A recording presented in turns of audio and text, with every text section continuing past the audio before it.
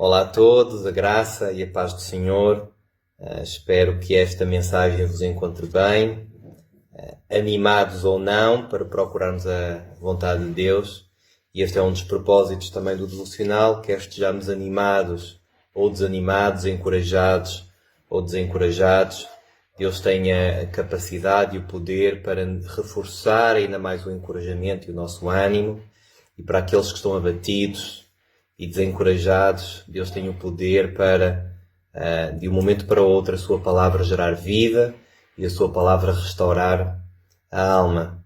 Eu hoje pretendia dar seguimento àquilo que temos vindo a refletir sobre o livro de Malaquias e nos dois últimos sábados abordei o contexto do livro de Malaquias e um dos aspectos com os quais Deus estava claramente irado para com o povo é que o povo importava-se mais com a opinião dos outros, nomeadamente aqui aborda a questão do governador, do que propriamente com a opinião de Deus. Isto é um princípio transversal a todos os relacionamentos, porque na maioria das vezes nós, seres humanos, temos tendência a nos preocuparmos excessivamente com aquilo que os outros pensam e a minimizarmos o que Deus pensa dos nossos hábitos e das nossas atitudes e dos nossos pensamentos. E isso acaba muitas das vezes por revelar aquilo que vai dentro do nosso coração e o nosso verdadeiro amor. E no início do livro, claramente Deus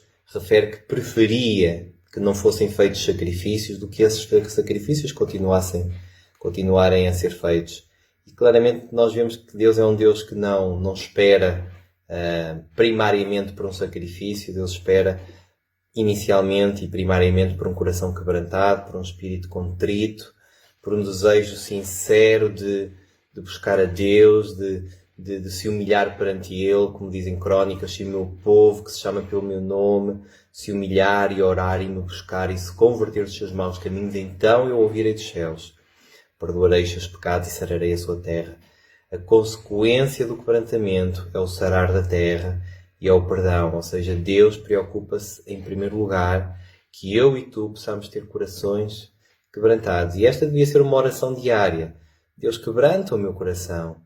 Deus, vê se há em mim algum caminho mau. Sonda-me e conhece o meu coração. Prova-me e conhece os meus pensamentos. E vê se há em mim algum caminho mau e guia-me pelo caminho eterno. Esse deveria ser o nosso desejo. E se tu e eu não estamos com esse desejo, não deveríamos esperar um único dia sem batalharmos diante de Deus para que sejamos quebrantados e para que sejamos humilhados diante de Deus. No sábado anterior abordei a questão dos sacerdotes. Os sacerdotes estavam-se a ocupar com outras atividades, com outros interesses e não a focarem-se naquilo que era o seu ministério central, que era intermediar as pessoas para com Deus. E estavam preocupados com muitas outras coisas e estavam a perder a capacidade para ouvir Deus. Como lemos no capítulo 2, versículo 2, em que Deus diz aos sacerdotes: se não ouvirdes e se não propuserdes no vosso coração dar honra ao meu nome, diz o Senhor dos Exércitos, enviarei sobre vós maldições e amaldiçoarei as vossas bênçãos. Se o não ouvirdes e se não propuserdes no vosso coração dar honra. Os sacerdotes estavam claramente a ouvir tudo, menos Deus. E no sábado passado dei aquele exemplo daquele missionário que vai para Nova Iorque e que consegue perceber, aquele missionário que leva um índio para Nova Iorque e o índio consegue perceber um barulho de um grilo. Isto porque ele estava habituado àquilo, em ouvir grilos no meio de tantos barulhos na selva. E nós muitas das vezes estamos com o nosso ouvido treinado para ouvir aquilo que o nosso coração mais deseja e mais busca. E por isso terminamos dizendo que o ouvido ouve aquilo para o qual está treinado a ouvir. E a questão que ficou no ar foi: o que é que o nosso ouvido está treinado a ouvir? Será que o nosso ouvido para quando ouvimos a voz de Deus? Ou será que no ritmo acelerado de vida esse é o último motivo que nos levará a parar? E deixei como desafio sermos como Maria, que se assentou aos pés de Jesus para ouvir Jesus. Continuando, hoje gostaria de ler o versículo 7 E o versículo 8 do capítulo 2 diz-nos assim em Malaquias 2, versículo 7 e 8. Porque os lábios do sacerdote devem guardar o conhecimento, e da sua boca devem os homens procurar a instrução, porque ele é mensageiro do Senhor dos Exércitos. Mas vós, sacerdotes, vos tendes desviado do caminho, e por vossa instrução tendes feito tropeçar a muitos.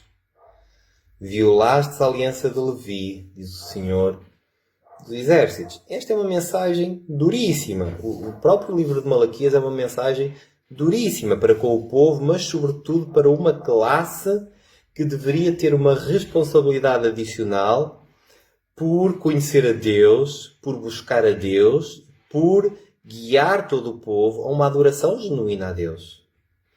E a quem é dada autoridade, essa autoridade vai ser alvo de prestação de contas. Portanto, se tu estás neste preciso momento em alguma posição de autoridade e de liderança, seja por seres marido, seja por seres pai, seja por seres patrão, seja por seres funcionário e teres pessoas a teu cargo, tu vais ser alvo de prestação de contas um dia diante de Deus.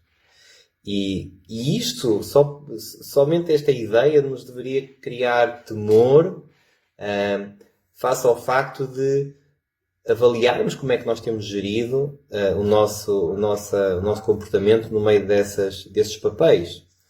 E quando falamos destes papéis do dia-a-dia, não estou a falar de outros papéis que assumem uma importância ainda maior e uma responsabilidade maior no âmbito do nosso serviço cristão. Sejamos nós líderes, sejamos nós pastores, sejamos nós missionários, sejamos nós pessoas que estão a discipular outras pessoas, sejamos nós evangelistas, em que estamos a partilhar o Evangelho com outras pessoas. Ou seja, Deus chama-nos, todos nós, para cumprirmos um serviço para o seu reino, para colocarmos em prática os nossos dons, e Deus está à espera que nós cumpramos isso.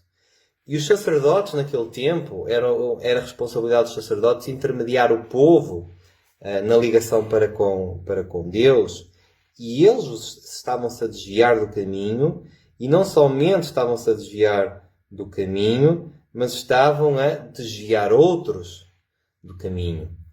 Estava a haver uma perda de credibilidade daquilo que deveria ser o papel do sacerdote, porque se o exemplo deveria vir por alguém, deveria vir pelo sacerdote, mas os sacerdotes estavam corrompidos. E é curioso porque quando nós olhamos para a história, não constatamos que este era um problema delimitado nesta parte cronológica do povo de Israel. Este é um problema transversal a todo o coração humano. Esta tendência rebelde, tal como a história de Israel é possível de demonstrar, de o homem ter a tendência de rebelar-se frequentemente para com Deus.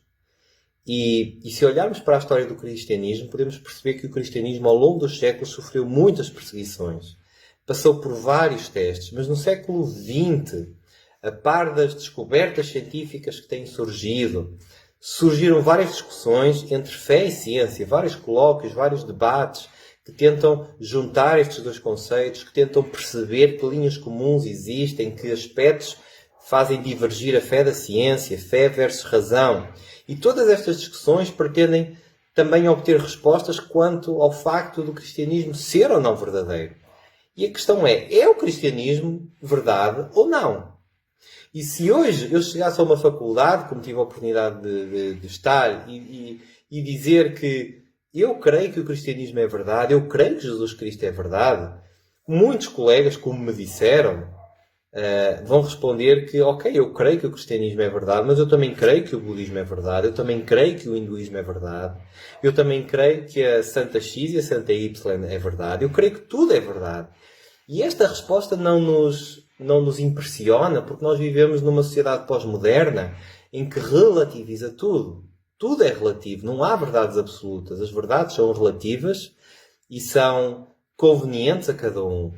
Portanto, qual é a grande ênfase nos dias de hoje? É provarmos que o cristianismo é verdade ou é mostrarmos na nossa vida que o cristianismo é verdade?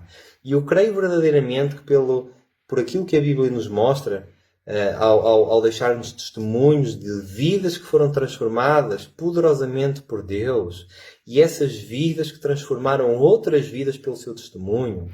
E eu creio que a palavra que sai da nossa boca é imprescindível para que outros possam começar a germinar as suas sementes de fé, porque a fé vem pelo ouvir.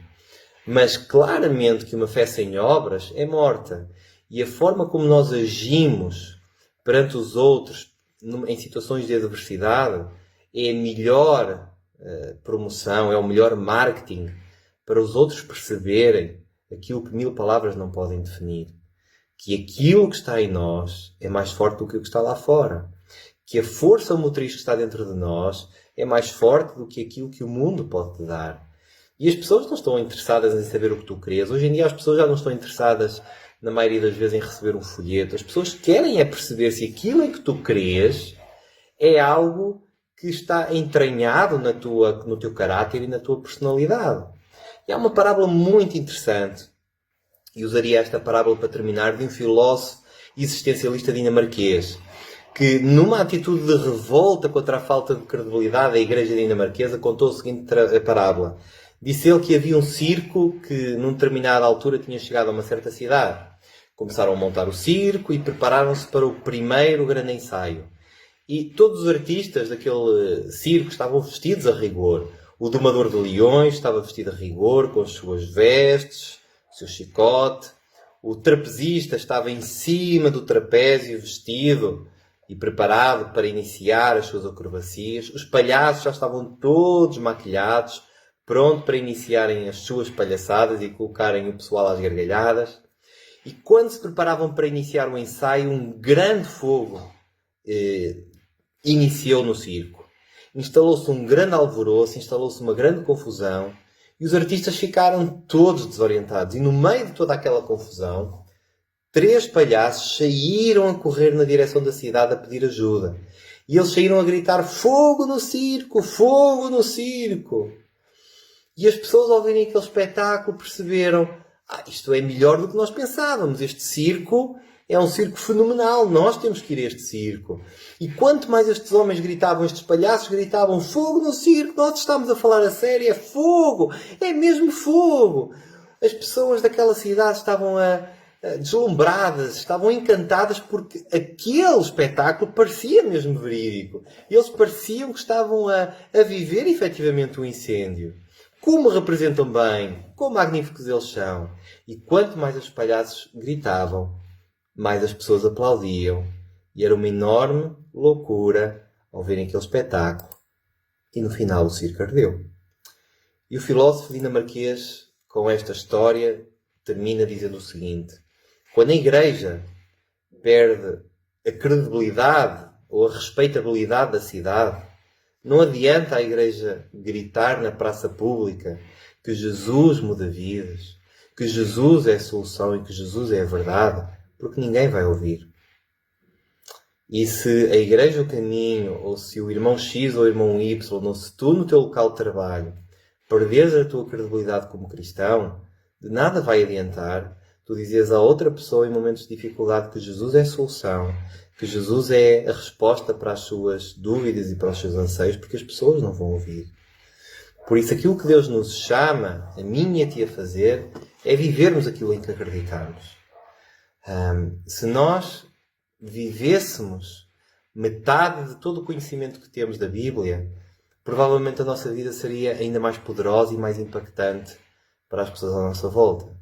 E por isso o desafio, mais do que enchermos a nossa mente de conhecimento da palavra, ainda que seja importante, é suplicarmos diante de Deus, é termos um compromisso intencional de permitir que tudo aquilo que nós sabemos possa entrar no coração.